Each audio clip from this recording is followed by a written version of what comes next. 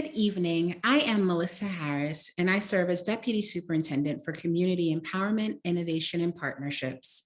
It is my pleasure to welcome you to tonight's Region 6 Town Hall meeting. We are happy that you've joined us for this very important event. Tonight, we will provide you with updates on the Comprehensive Master Plan, SPLOST 5, and updates from your region and field questions. We hope that you will be provided with greater clarity and a renewed sense of partnership with the district. We are eager to ensure that our scholars are not only given a variety of academic options, but they are also educated in facilities that allow them to thrive. We are ready to move forward. The fruits of this meeting will help us to chart a productive, efficient course for the district for years to come. Thank you again for your time. And at this time, I am happy to present to you Dr. Candace Alexander, Region 6 Superintendent. Thank you, Dr. Alexander. You're on mute.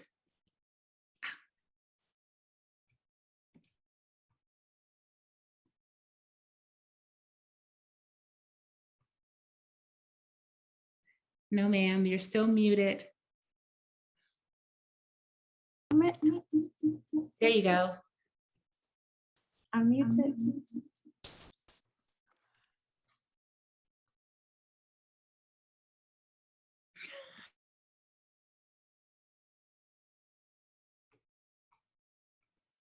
You were unmuted, then you went back on mute, Dr. Okay, Alex. this is a final chance. Can you hear me now? Perfect. Thank you. Thank you. Thank you. Good afternoon again, Region 6 family. It is a pleasure to be with you this afternoon, and I want to bring you greetings on behalf of our Region 6 family. I do want to say that we're here and we're happy that you are here as well to provide your input and support. We do appreciate you taking the time to come out with us this evening, and we do look forward to working with you and working for you as we move to move Region 6 onward and upward. I hope that you stay safe and know that we're here with you, and we're always excited to be a partner with you in the work. I hope you enjoy the evening. Thank you again. Thank you so much, Dr. Alexander. Unfortunately, our superintendent could not be here with us this evening, but she definitely extends her regards. And she's so happy that so many of you have joined into the conversation. She'll definitely be listening in and looking forward to hearing the notes that come from this important conversation this evening. Now I invite our interim acting chief operating officer, Richard Boyd, and Hans Williams to deliver the presentation. Thank you, Ms. Harris. Again, I'd like to welcome you to the district's Comprehensive Master Plan Regional Town Hall for Region 6. Tonight, we're going to focus on SPLOST 5 and also and also the Comprehensive Master Plan update, but there won't be any options presented tonight. Now, if you've attended some of the other sessions that we've had over the last 2 weeks, you'll notice that this is the same presentation that we've been giving all of the past 5 nights. The only difference will be tonight we will focus on Region 6 projects, where in the past we focused on projects for each particular region. After tonight, we do have one final meeting, and that is tomorrow night, the 31st, for region number 1. And I'll turn it over to Mr. Hans Williams to give the presentation. Thank you, Richard. And as Richard pointed out, I just want to reiterate that tonight we are focusing on facility improvements and specifically the SPLOST program, and why that's the SPLOST program is such an important factor as we're moving forward, looking at various at least the facility components of the Comprehensive Master Plan. The SPLOST program is an important part of that moving forward, and we'll talk about that in a moment. But tonight, we're not focusing on, we won't be presenting options. This round of CMP town hall meetings here in August, just about to be September, but here at the end of August, we are not presenting options. Those will be at a second round of town hall meetings that will happen at the end of September. So there will be a CMP update. You see that here coming up, but for tonight, let's focus a bit on East Blast, what that means, why it's so important, and then I can give you an update on where we are with the CMP process, what to expect at the September town hall meetings. So as we're looking at East Blast and facility improvements, it's important to have an understanding of what East Blast is and how it relates to facility improvements for our schools. East Blast stands for Special Purpose Local Option Sales Tax. That is a 1 penny sales tax for all goods and services sold in DeKalb County. And I think I missed the education part of that. There's a lot of SPLOST, T-SPLOST for transportation, E-SPLOST for education. The revenue from this sales tax is used by the school district to fund capital projects and purchases. And for DeKalb, that means new facilities, classroom additions, major and minor renovations at nearly every school, as well as purchasing new technology and equipment. This penny sales tax generates about $500 million over 5 years. And while this is quite a lot, the estimated cost to address all facility needs across the district is over $2 billion. This means that East Blast is and will continue to be a necessary funding source for facility improvements in this district. The East Blast sales tax is approved by voters every 5 years, and so operates on a 5-year funding cycle.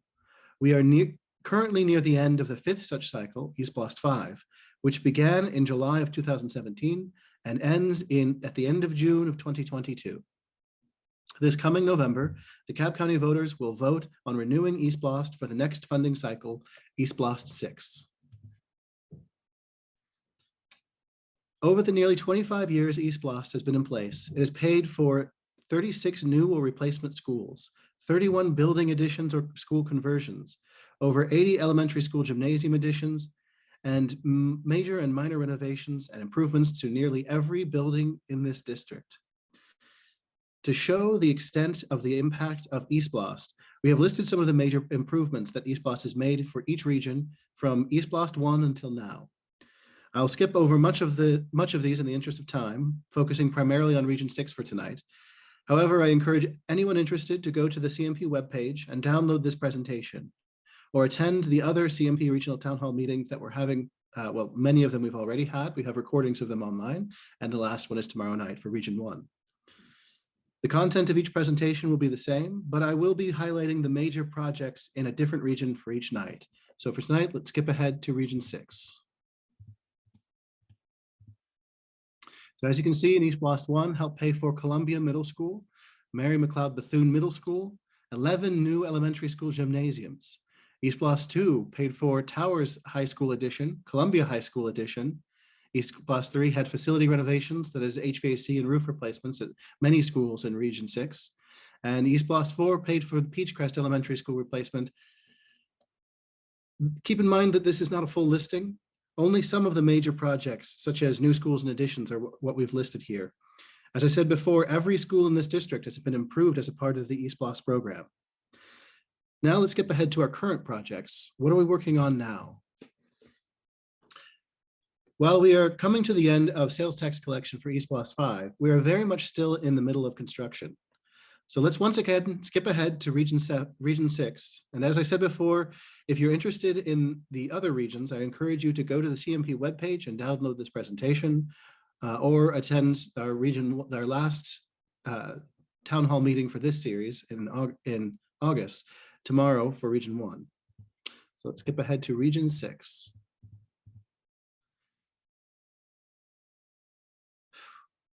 Let's see, as you can see, Region 6, we're currently working on HVAC replacement at Tony Elementary. Green Forest Drive, which is the old Wadsworth facility where Wadsworth Elementary used to be, where Wadsworth Magnet used to be. We're doing a renovation of that to be used. It will be used as swing space for a lot of our HVAC replacement projects, because they're so HVAC replacement, particularly when it is a full system replacement, can be very invasive and makes the use of the facility almost impossible. And so depending on how long that project is scheduled to be, it's sometimes useful to take the whole school and move it to another facility for a semester or two. And that's what we're preparing Green Forest Drive for. DeKalb Alternative East Campus, it's not geographically in Region 6, but it's administered in Region 6, is getting a roof replacement. Columbia Elementary, International Student Center, the Wadsworth Magnet at the old Knollwood, and AIC are all getting security vestibules. Again, AIC is geographically in Region 6, but it's administered out of Region 6, at least Elizabeth Andrews is. Columbia High School, the former Wadsworth facility, which is another way of saying Green Forest Drive, International Student Center, and Wadsworth Magnet at Knollwood are all getting sprinklers. Towers High School and Columbia High School are both getting turf and track installation. All of our high schools are getting turf and track as part of East Blast 5. So as you can see, a few of these projects might already be completed, and we are working to complete the remainder over the next 2 years. Speaking of completed projects, I'm going to jump ahead a couple of slides to look at what has already come out of East Blast 5. So you can see we've already completed 3 elementary prototype elementary schools out of East Blast 5, John Lewis Elementary, Doraville United Elementary, and a replacement Indian Creek Elementary. We've replaced 19 elementary school playgrounds and have so far completed turf and track replacements at 6 of our high schools, with the rest being completed in the coming months. We have completed plumbing fixture replacements at Bowie Theme Elementary and Oakview Elementary, and have completed perimeter fencing projects at the 24 schools in groups A and B, and there are 12 more schools in perimeter fencing project C that we're currently working on. So just to give you an idea of what these look like, you can see here the fields and track at Cedar Grove High School and Redan High School, and Southwest DeKalb High School and Arabia Mountain High School. And I love the look of these. They always look so beautiful to me. They do a very good job with these. And Indian Creek, the new Indian Creek Elementary, you can see this is the same design that we used at Peachcrest Elementary. Same prototype. And then John Lewis, the exterior and foyer. So John Lewis, Indian Creek, and Doraville United all use this same prototype elementary. Beautiful design. And finally, you can see the new touchless plumbing fixtures that we've installed at Oakview Elementary and Bowie Elementary. While they may not look as pretty as the previous improvements, I can assure you that these new fixtures are having a real positive impact on these schools. These projects are just the beginning of what we're already working on. As you saw earlier, we are still working on dozens of projects that will improve schools across the district. Some are nearing completion, some are still in construction, and some are still being designed. But we expect to have most or all of these projects complete in the next 2 to 3 years. So now that we've talked about what we've done in the past and what we're doing now, let's take a moment to focus on what we're doing next with the East Blast program. Hopefully by now, everyone is familiar with the Comprehensive Master Plan, or CMP. This plan will help guide the future of the district's facility improvements, including making recommendations on what will be included in the next round of East Blast funded improvements. So that's why we've talked about East Blast so much as part of this CMP town hall, is because this is a major funding mechanism for the projects and the project list, the recommendations that will be coming out of the CMP. So at the moment, the CMP team is working on putting together options and recommendations that will be presented next month at another round of regional town hall meetings. Many of you may remember that we have been working on the CMP since the end of last year and had originally hoped to have options ready by the time school let out this past school year. Unfortunately, this timeline slipped into the summer, and with preparation for school start and leadership change in operations, the CMP was more or less on hold until earlier this month. So while we have lost some time, the next round of town hall meetings here at the end of September will put us back on track for completing the CMP, as they will give you the chance to give us your invaluable feedback on the direction of the CMP, and which the team will use in drafting the comprehensive master plan. So to give you a more complete timeline of what that looks like, you can see in green the August and September regional town hall meetings. In gray, you can see the development of CMP options for facilities, special programs, redistricting, and prioritization of facility improvements. These are happening now. They're being developed now in preparation for the regional town halls next month. So to make sure everyone's very clear, we don't have any options. We don't know what's going to be presented yet. We don't know what recommendations there'll be for redistricting or for new facilities or special programs or all of that. All of those things will be presented next month at the September regional town hall meetings, and we'll be discussing those then. So the CMP team is working hard to make up for lost time and to complete the CMP this fall as originally planned. Oh, I missed the blue section. In blue, you can see the final components of the CMP, the implementation plan, financial analysis, draft project list for East Block 6, and the final draft for the comprehensive master plan. That'll be coming. A lot of those things will be beginning soon in December as the regional town hall meetings begin, and especially once they end, as we're getting your feedback back, that will help us in drafting a draft comprehensive master plan and all of the components that go into that. And then finally, preparation for the final comprehensive master plan that will be presented to the board.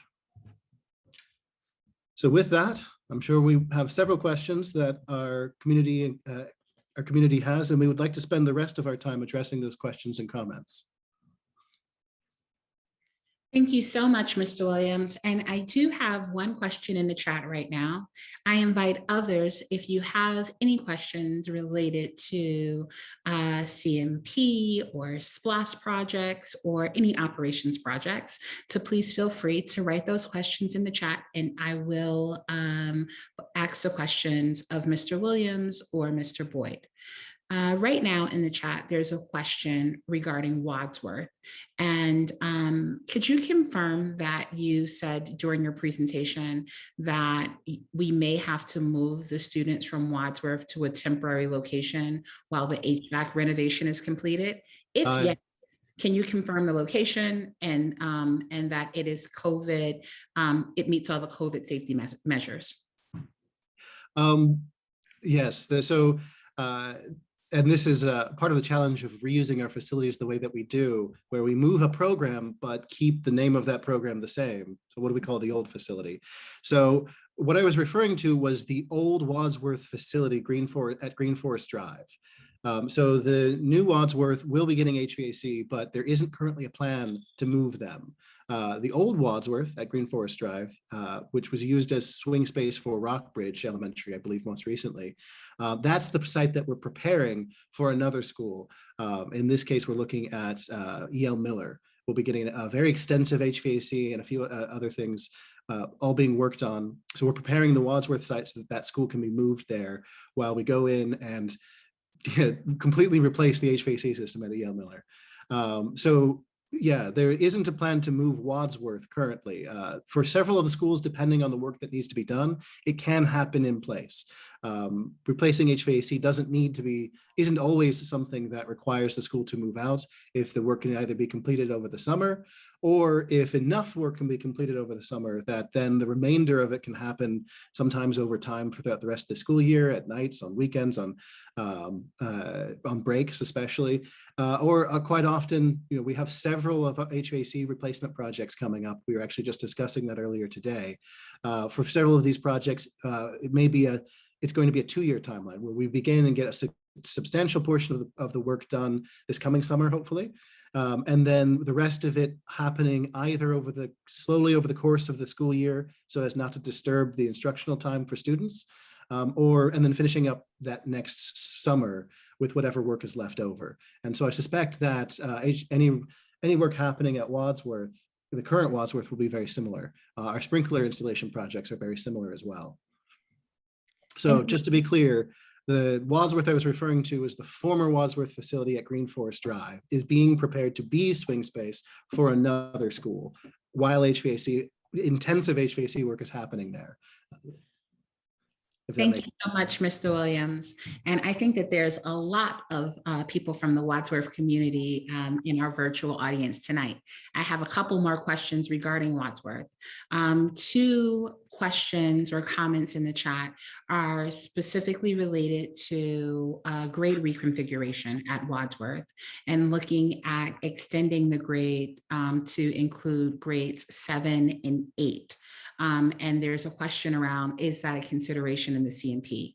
One question is directed right at you, Dr. Alexander, around if that is something that could happen. So what I first want to start off by saying is tonight's meeting, we are not actually talking through recommendations, but we definitely are taking an account of everything that's being shared with us, as well as recommendations or other wonderings around reconfigurations or facilities and so forth. But with that, Dr. Alexander, do you have more to add there, especially since your name was called out by Ms. Murray? Well, hi, Ms. Murray. Yes, I just want to lift up that I did respond in the chat, and if you would give me some time to follow up on a previous discussion that I think was began last year regarding your question, and will let me know when the next PAC meeting is. And even though we're waiting for next steps regarding some CMP matters, we can at least begin the conversation on the other end. Okay, thank you. Thank you so much. Mr. Williams, did you want to say more, or we were all good there? Just to reinforce what you were saying is we don't have specific recommendations or options being presented tonight. I can say that, when it comes to grade configurations around the district, we've discussed many different things, and, doing everything from, extending the grade configuration of Wadsworth, doing K-8s, looking at early learning centers. I don't even remember all the things that have been brought up. Now, there's no guarantee that these are the things that you'll see when we get around to September, when these things are presented. But yes, a lot of these alternatives are being considered, and they're as part of options discussion. I expect that there'll be several things that are brought out for discussion. Again, no, I don't have any specifics on exactly what that will look like for any particular school. And there's no guarantee that that will eventually make it to the final CMP recommendations, but that's a big part of what this options development portion, especially the town halls that we're having this next month, are about, is to discuss all these different options, all these different things that we could do. Thank you so much. There's another question related to Wadsworth around the security vestibule. Could you talk a little bit more about that? Sure. So this is something that came up several years ago. It's important to remember, especially with East Blast 5, a lot of these projects were planned in 2015 and 16. That's when they were funded. And so at that time, there were security concerns that a lot of schools had as far as access to the school, the ability to, be buzzed in, or whatever the case is for that school. And then for a lot of our old schools with an older design, once you're buzzed in, once you have access into the school, you have access to all the hallways. You could walk into the school at that point. Now, as I said, there is a buzzer, there is at least one level of security there. But for a lot of schools, at least at that time, there was a concern and a desire for an additional layer, some other physical barrier that was, in this case, when we say security vestibules, quite often it's just another line of doors that can be unlocked when necessary to allow for students to come in and out during, when school's let in or out quite easily. But then while school is in session, it creates one more avenue where when someone's let into the building by the front office, they're kind of physically directed to the office to check in, that they're not able to access the rest of the school until they check in, because the doors in front of them there's a second set of doors that are locked. That's generally what we mean when we say security vestibule. And that came out of, as I said, a lot of the security concerns of that time. Thank you so much. Moving to the next question. Give me 1 second. I scrolled down for a second, everyone. I was seeing what was ahead of me. Okay. What is the driving purpose for replacing our smaller neighborhood schools with 950-seat prototype schools?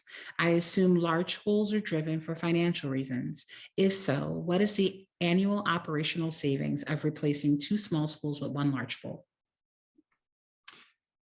So the economies of scale that come with larger schools, while there is an operational component to that, actually a lot of the savings comes on the instructional side, that as you are able to have more classes of the same grade in a school, it's easier to have more teachers that are not general education. So you have more Spanish teachers, art teachers, you have more STEM teachers, things that are not just your typical general education.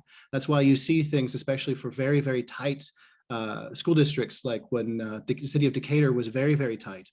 They had a 4-5 academy because it was advantageous instructionally to group those students of the similar age range together, and it allowed them to offer more diverse programming. That's a lot of really the savings that we see. There's cost savings that come from replacing an older facility with a newer facility. And there's, but as far as, and operational costs are really hard to define, especially if you're comparing a new facility of a smaller size and a new facility of a larger size. A lot of the savings that are come from it are, as I said, much more on the, we call the allotment side, but the being able to have extra teachers for the student body that you have. You know, if you have only three classes per grade, quite often it's very difficult to distribute them in a way where there's, if you think about it, the school district gets funds from the state on a per student basis. I know this is getting into the weeds, so I don't want to get too far, but essentially what that means is that as you have more students of the same grade that are able to be grouped together into classes, it's easier to both differentiate those students, so you can have more gifted, more individual learning plans, you can have more you know, whatever differentiation of instruction that you're looking for. It's easier to do that, to afford it with all of the students that you have, because as I said, you have these economies of scales of similar students of similar age range of the same grade all grouped together, and it's more efficient to distribute them in a way that allows for additional teachers of additional types. Yeah, it's one of the things that I'm realizing is there's a lot of questions around school size, of course, and that absolutely will be part of the options discussion. I mean, we've gotten so many comments about it through these August town halls that we can't not address it and make it part of the September town halls. And so one of my goals is to develop a little bit more educational material about what is the impact of larger schools and small schools that we've seen. There absolutely is an impact of new schools versus old schools. But as I've said, on the economies of scales of larger schools, that we've actually see that much more on the instructional side and less on the facility operation side, although there is that to a certain extent, if that helps answer the question. Thank you so much, Hans, to share that there's programmatic as well as operational value to having larger schools to answer that question. How do facilities get selected for the renovation and replacement? That is, for the most part, so there's two different major sources of information. There's the facility condition assessments that were done at the beginning of this year, back in January, February, March, that time period. I think the vast majority of the site visits were done in January, February. We had professionals, architects, engineers come out and evaluate our schools as buildings and to say, what is the condition of the foundation, the roof, the HVAC system, all of the different major building systems. So that is a key component of information we use when we look at what are the needed facility improvements. But then also we talk to our regional maintenance supervisors. We talk to the folks that are on the ground repairing these facilities every day and say, what are your priorities? You know, despite what the engineer who comes and visits this and does a snapshot, you know, they are a professional, they really know what they're doing, but at the same time, fundamentally, they're providing a snapshot of the condition of this roof or HVAC system. Our regional maintenance supervisors are there every day. They have to fix it every time it breaks. And so they're the ones that can say, you know, well, however it looks, this school is my #1 priority. This is the school that really needs a new roof or really needs a new chiller or boiler or whatever the case is. And so we absolutely talk to them, and that helps us prioritize all of the different building systems so that we have a much more we can build a much more comprehensive list of priorities to say, you know, here is where the roof at Tony falls compared to the HVAC system at Columbia Elementary, or whatever the case is. All of the different needs at every school, we can list out in priority and say, you know, as we have available funds, whether it be through SPLOST 5, SPLOST 6, CARES Act funds, whatever the funding mechanism is, let's go down the list and say, what is the next one in order that we want to fund? Thank you so much, Hans. What contingency plans are in place for the district in event that voters decide not to approve SPLOST 6 in November? So we still have available funds. There's We have several projects already funded in SPLOST 5. We have CARES Act funds that we're currently in the process of looking at what is the next one on the list that we're talking through right now, and hope to begin ramping up those projects very soon. But fundamentally, it will be a loss of a major funding source for the district. As I said earlier in the presentation, we've seen $500 million over 5 years. So that's roughly $100 million per year out of SPLOST on average over the past 24, almost 25 years now. And that would be a huge loss to the district if voters don't approve it. Now, that being said, it's going to vote this November. And if voters do not approve it, then it'll be one more year. And then in November of 2022, it can go back in front of the voters again for another approval. But that will be a loss of at least a full year of SPLOST funding. So that's $100 million or more that the district could lose. So that it won't stop facility improvement, but it will change how far down the list we can go. What kinds of projects can we do? Because there are major facility needs, even beyond just facility improvement. There's a lot of overcrowding at various parts of the district that have been years in the making and still need to be resolved. Those are major priorities coming out of the CMP as well. So it would be, if SPLOST were not approved this November, it would change the priorities of what can be addressed when. But as I said, it wouldn't stop work. It would just change how we can and in what time frame we can address all of our facility needs. Thank you so much, Mr. Williams. There is a lot of chatter in our chat box regarding Wadsworth and specifically conversation around a grade expansion at Wadsworth, as well as clarification on the magnet program, feeder patterns, and so forth, as it relates to Wadsworth. To Ms. Murray and others that are wondering where was the answer to the question that Dr. Alexander posted, what Dr. Alexander posted was she does want to circle back to this conversation, and she would like to attend the next PAC meeting. So with the assumption that, I know we have PAC elections that are happening right now.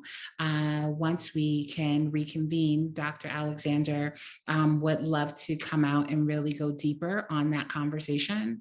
Dr. Alexander, do you have more to share on that? No, just that I saw a unified voice and ensuring that we have like maybe a committee and a unified voice. So I know and trust the Wadsworth community, and they will pull together and we'll get to the table and get to the discussion point. Thank you. Yes, thank you. So, so definitely Regional Superintendent Dr. Candace Alexander will dig into the conversation with you all. And I'm certain there'll be over these next couple of weeks, there will be a lot more conversation to come around the future of this potential proposal. I am still moving through the chat. So what goals does the CMP have for utilization of schools? Region 6 middle schools have over 1,000 unused middle school seats and over 1,000 unused high school seats. The CMP forecast shows enrollment decrease. Could you talk more to that, Mr. Williams? Sure.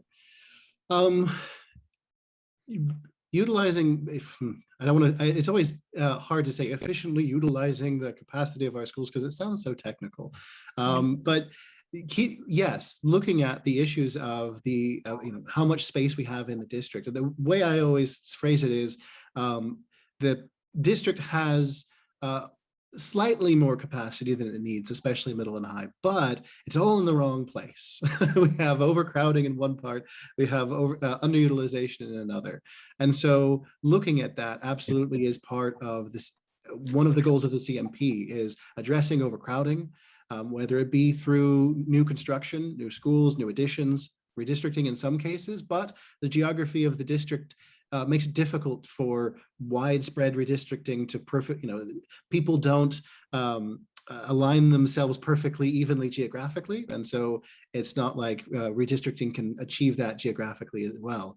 But yes, looking at the use of our facilities, and what that means for a region like Region 6 is how do we make sure that we take advantage of the space that we have available at these facilities, whether it be looking at special programs, looking at what else we can do with them, or what we can use to attract students to these facilities.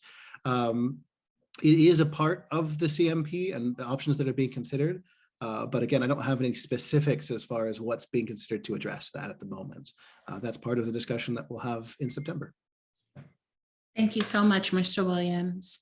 There is a question, and it's from someone from Columbia Elementary School. So I think that this also is a great opportunity to bring up some of the other questions, Dr. Alexander, that has come from the community.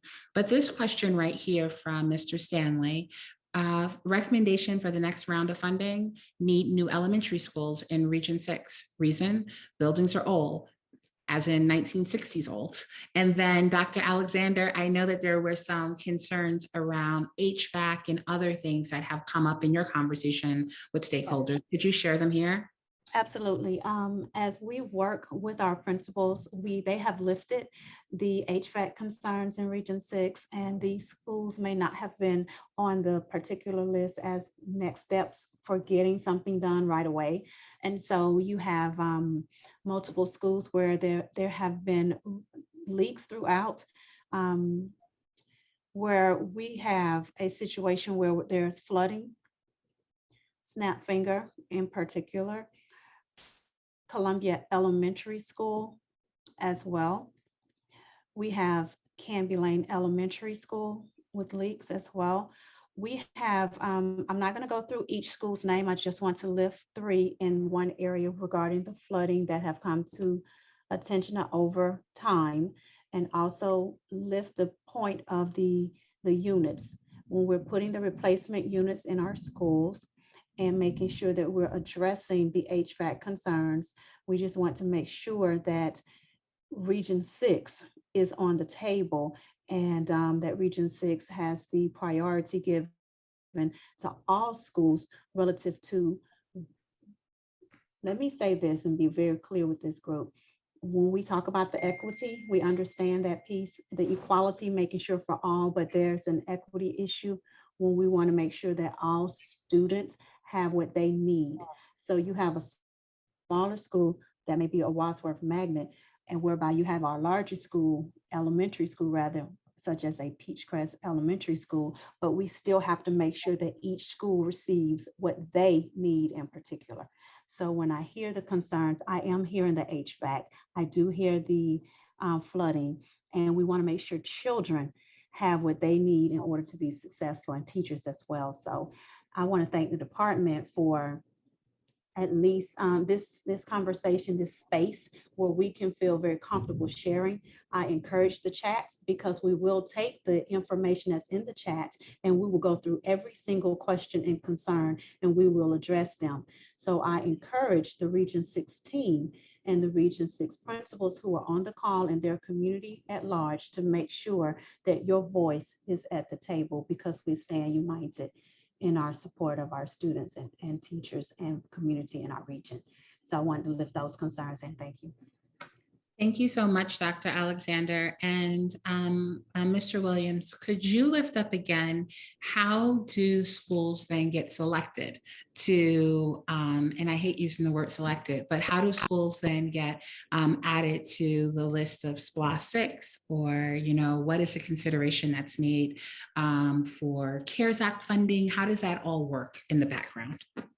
Yes, as I said, the 2 primary sources for that, for prioritization, is what I've been calling it, is the facility condition assessments that have been done, and then talking with our regional maintenance supervisors who are actually working on the buildings. And part of that also includes bringing in work orders, bringing in all the work that's already been done with these schools, because when looking at replacing a major building system, it is a big project. It's something that unfortunately isn't quick, and isn't something that often addresses it will, placing an entire HVAC system will address your HVAC issues that you're having now. It won't be for several months to a year before that happens because of how large of a project it is. So how schools get onto a project list like East Blast 5 or CARES Act or East Blast 6 is through the current condition, the assessments that we've done, the current condition of the school, and then we're talking with regional maintenance supervisors. What are their priorities? What are the schools that they say really need to be elevated and fixed as soon as possible? But as soon as possible in a lot of these cases isn't as quickly as people would like. And so in the meantime, a lot of these schools are still being worked on. Our maintenance staff are really, they've been working full out. They continue to do so to address a lot of these concerns as much as they possibly can, to get our roofs fixed and stop whatever leaks that are there, get our HVAC systems working, because it's absolutely true that we can't wait for a major project like East Blast to come in and fix a roof or an HVAC system. Kids need a roof over their head. They need heat. They need air conditioning every day in order to function, in order to learn. And we absolutely recognize that. And so while we're talking about these big projects coming in and replacing a whole roof or a whole HVAC system, that's it's in a longer term. For a lot of the projects that are currently funded, they won't begin until this coming summer. And some of them maybe even a little bit later, depending on where they fall exactly in the schedule, because it's difficult to get so many different projects all done at the exact same time. And so a lot of what we're looking at for CARES Act, for East Blast 6 especially, probably depending on the nature of the project. If it's a roof project, that's something that we can do while students are in the school. They can come up, be working on the roof. Again, each school, each project is different, so the schedule will vary depending on the needs of the school, of exactly what work is being done. But in some cases, especially HVAC replacement that we're beginning ramping up the projects now, they won't be ready for next summer. And what that means is, because we're going in and we're tearing out ceilings and we're putting in new units, sometimes that will have to wait for the next summer, or it'll be a little bit here and there over the course of the school year, so it doesn't affect instruction. So it's important to keep that in mind, that it's part of the reason why so much of the focus of this town hall is on East Blast, is because while it's such an important mechanism for fixing things in the future, but it's also something that we need to start talking about as soon as possible. We're talking about now. East Blast 6 doesn't begin until collections don't begin until July of next year. So we're a full year ahead of that at this point, a little bit less at this point. But now's the time to begin talking about what's going to be happening, because those projects take so long to come to fruition. Thank you so much, Mr. Williams. There's another question around the security vestibules. Have there been sufficient issues at elementary and middle schools to necessitate the use of funds for security vestibules? What data supports this?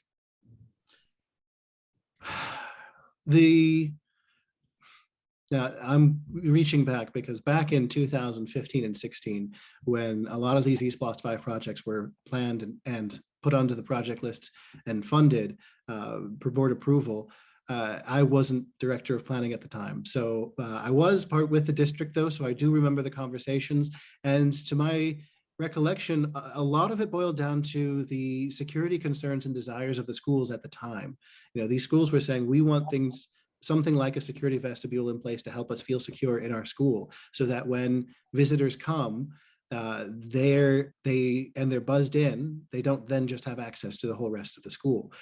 So I guess the short answer is, while it's something that we can go out and we can find what research has been done on how different buildings design affects the security of a school, and there is anecdotal evidence to security vestibules, forcing visitors to come into the office to sign in before they have access to the rest of the school, having an impact in situations where there might be an active shooter or somebody else who doesn't have the best of intents trying to get into the school. A lot of the decisions that went into, why are there so many security vestibule projects in SPLOST 5 had more to do with the feelings of the priorities of the schools at that time. Thank you so much, Mr. Williams. I'm still going through the questions. I want to reiterate as the Wadsworth conversation continues in the chat. One, we are super excited that that so many families and community stakeholders from the Wadsworth community is here with us on this virtual town hall. And I guarantee you in the coming weeks, the regional superintendent will be out, and hopefully she'll invite me because I want to go too, and hear more of the conversation with the community stakeholders about what you want to see for your school community. And so please know that we're not, as I go through and look for other questions, it's not that I'm looking to not have the conversation with Wadsworth. We actually really want to have the conversation, and we want to post it in advance so more stakeholders can join in and we can speak specifically about Wadsworth.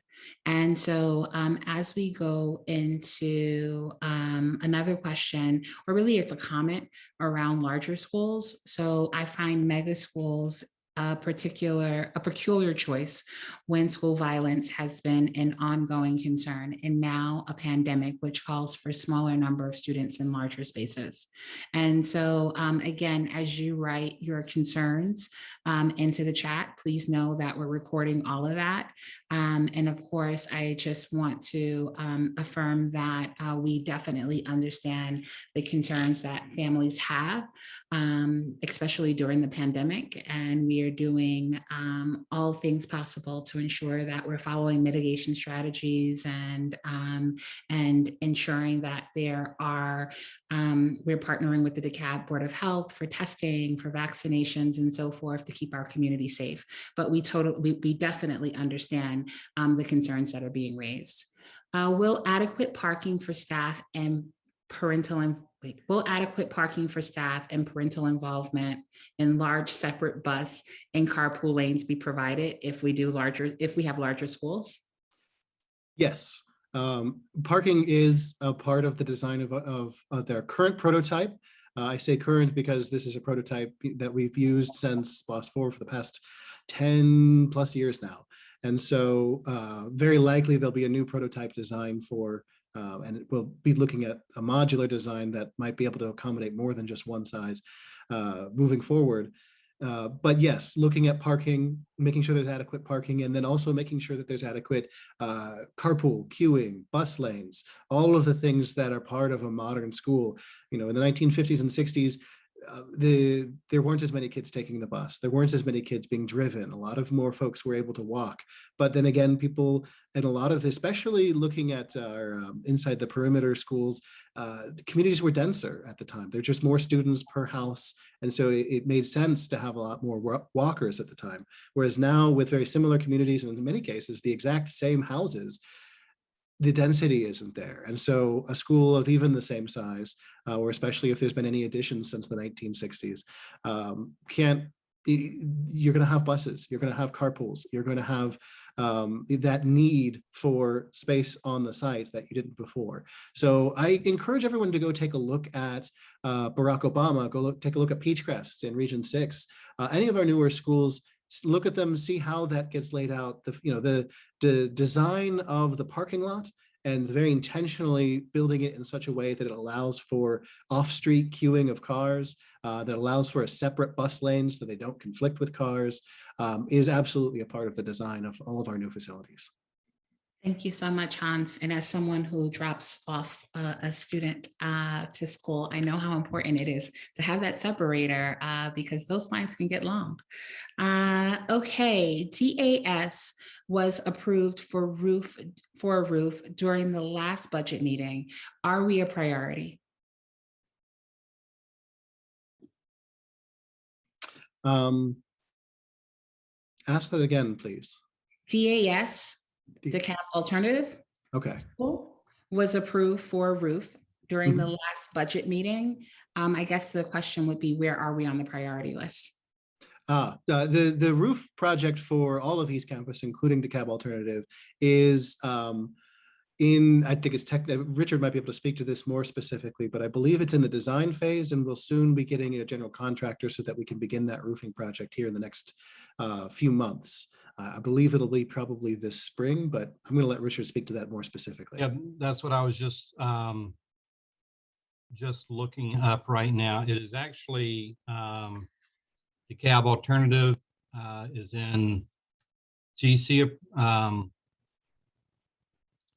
It's in GC procurement with board approval in August. I'm not sure if this is updated or not.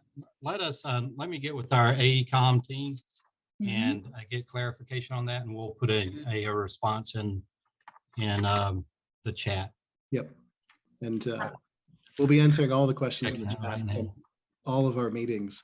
It may take us a few days to answer all of them, but we'll be answering all of them and posting it up on the CMP webpage. So do take a look at that. But I do remember with a lot of, I think there's a series of schools that went out for design, and where we expect the GC award here in the next few months, as Richard said. So then I think that we can answer that question in two ways. One, if we get the answer within the next 10 minutes, of course, we'll post it in the chat. Two, you can definitely look for the answer on the CMP page when what we've done after every town hall meeting by the Friday or the following Monday, we do post the recording as well as the answers to the questions that came in. And three, we will ensure that we send the information to Dr. Alexander, and Dr. Alexander will share it with the DSA community. And I do have a response for that. What got me confused a little bit was the color coding that was used on the sheet that I'm looking at, as this is a design build project. This project was actually the roofing project for DeKalb Alternative was actually taken to the August board for GC procurement, and it's design build. So there will be a designer and a contractor involved at the same time. So that would actually be in the contracting phase right now. Okay, so then if it's in the contracting phase right now, approximately how long does it take for it to actually happen for a new roof? I think that would probably be the follow-up question. That I'll have to look into and see. We're showing next August as the final completion for that project. So about a year. Of course, some of that is because the building is in use currently, and it's not just for the school, it's for the entire facility. So we can double check that and respond, but right now we're showing August of 22 as being the completion date. Okay, great. Thank you so much, sir. Another question, and good evening to board member Deidre Pierce. Regarding unused middle school and high school seats, will the CMP be able to address offering transportation, for example, North End students who desire to attend schools in the South End? Will they be able to have transportation? So transportation, it is absolutely a part of the consideration when looking at special programs in any conversation. It definitely is part of the CMP as well. You probably won't see anything specific to transportation coming out of the CMP, although again, it depends on each program, so it could easily become part of the conversation. At the moment, we have we call it a magnet shuttle program that allows students to, where essentially you're dropped off at a central location and are able to take a shuttle bus from there to your program. So that's how students are able to get up to Chambly, but it also means students coming down to, say, DSA or even Southwest DeKalb, that magnet program there, from various parts all over the district. They do have transportation options. It's not door to door, but there are transportation options where a student can be dropped off at a central location, a supervised location, and then picked up by that shuttle bus and brought to their school. And that would be true for any special programs, regardless of where it is in the district. Thank you so much. There is a concern that's been raised by Sequoia by the Cross Keys cluster, specifically Sequoia Middle School, that I'm certain is at top of mind for all in operations. In short, the request is that it's an ongoing problem, the overcrowding that's happening within that cluster and specifically that middle school, and an ask of when will the district do something about it. And so again, recognizing that the answer is not necessarily in this conversation today, but as we look to make recommendations, I know that this parent and community stakeholder would say, please keep Sequoia at the top of the mind when we're going to make these recommendations. Yes, absolutely. And while, again, there's nothing specific we can share, I can say absolutely that the overcrowding in Region 1 is, in the Cross Keys cluster in particular, but all of Region 1 is absolutely going to be addressed in the CMP. It has been an outstanding issue since planning for SPLOST 4. I mean, there were conversations that happened in 2010 that looked at overcrowding in Region 1. And we're still talking about it today. So it is a major goal of the comprehensive master plan to address that and make sure that this is not an issue that carries forward in the history of this district, that it is absolutely addressed and taken care of. Thank you so much. I've noticed that a lot of questions have come in for Region 1. And guess what? Tomorrow is our Region 1 Town Hall meeting.